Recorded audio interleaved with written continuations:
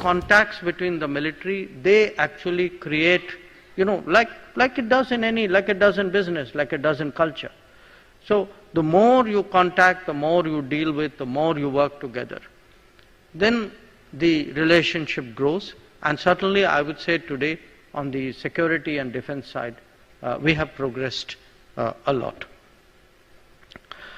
There are, of course, other parts of the relationship, and parts which all of you have a very understandable interest.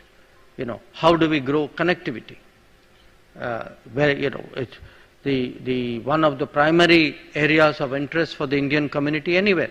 For example, is the frequency of air flights. How many air flights to how many cities? Now, it's not so bad in Thailand, but I am very confident that as the reform in the Indian airline sector picks up, that actually you will, in fairly short order, get probably much more points into India, much easier connectivity into India, and that is something which we believe is very, very good for the relationship. But the real challenge today before us, one which we are working on, is how do we build road connectivity between Thailand and India. That for many years, we have this project from northeast India, that if we build a road through Myanmar, and that road connects up with what Thailand will be building towards Myanmar, if we can link this up, it is something called India, Myanmar, Thailand Trilateral Highway, then that will be a real game changer. Because the moment you get road connectivity, especially a good quality multiple lane road, which then even movement of goods, movement of people will undergo actually an enormous change. But it has been a very difficult project. It has been a very difficult project, mainly because of the situation in Myanmar. And one of our priorities today is to find ways of how to resume this project, how to unlock it, how to make it, because large parts of the project have been built. So there are parts of the project which have been built, there are parts of it which need to be connected, so there are bridges which need to be made, there are sections which need to be broadened, there are some new pathways which need to be created. But if we can do this, and this is something we give great priority to, if we can do this, for us, our relationship with Thailand and with ASEAN will actually, many more possibilities will open up. So that is one of the issues which today is under discussion between us and Thailand, and also with the authorities in Myanmar.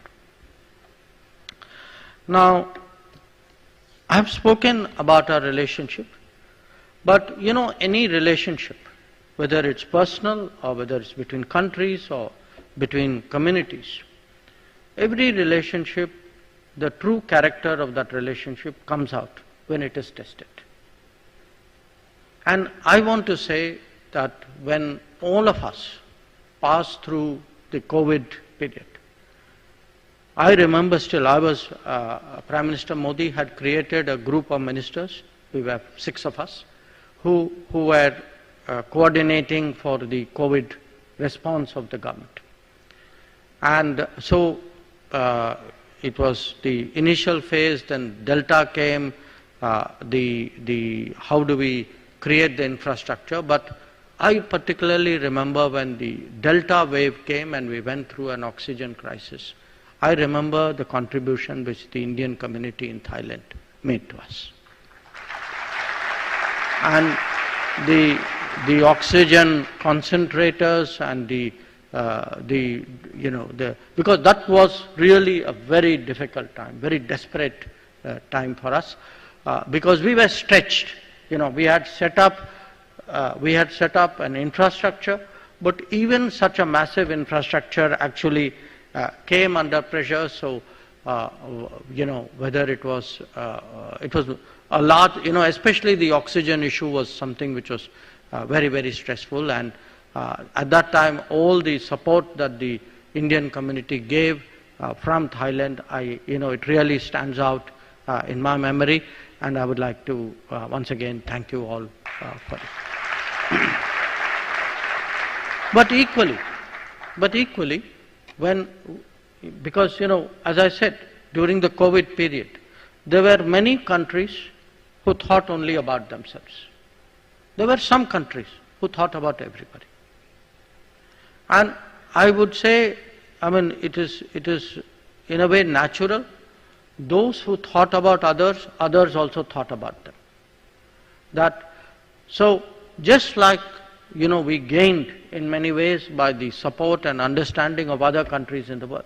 Because we produced a lot of vaccines, but for the vaccines to be produced you needed, some of you would know the pharmaceutical industry, that you needed a supply chain to come in.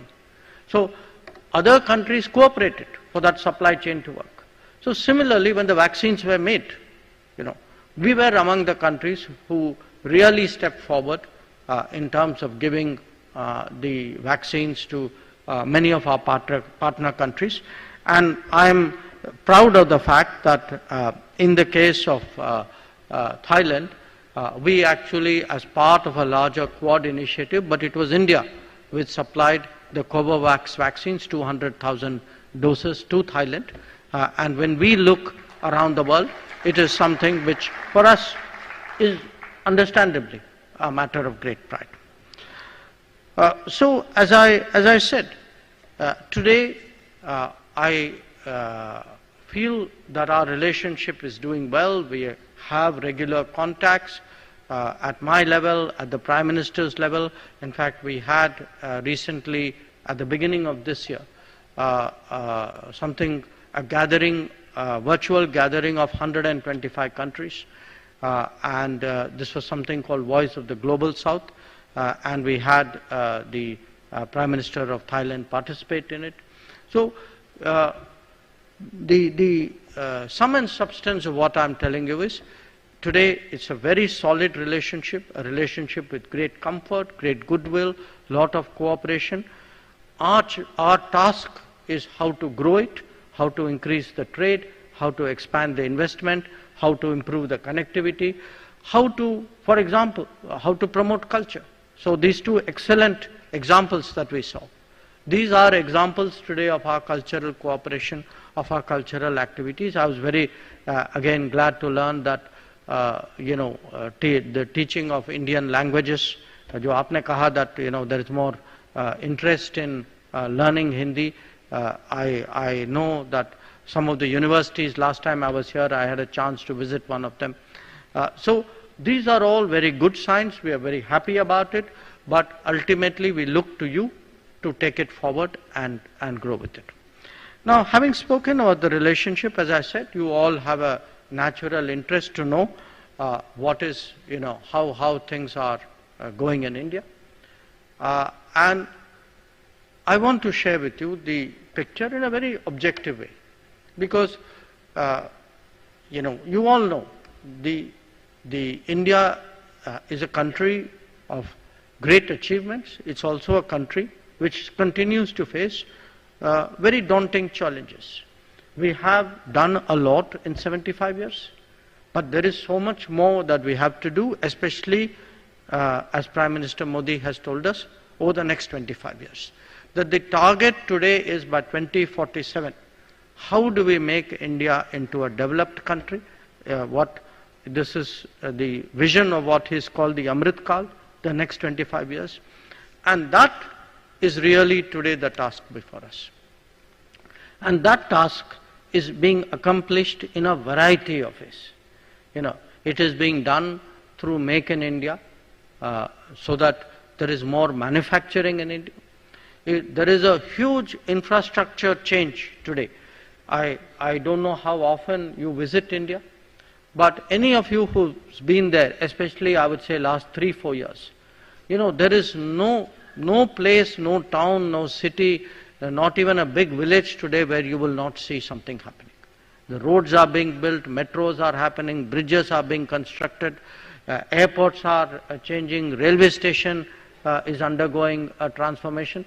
So, and lot of this is happening as part of a vision in an integrated way. It's called something called Gati Shakti.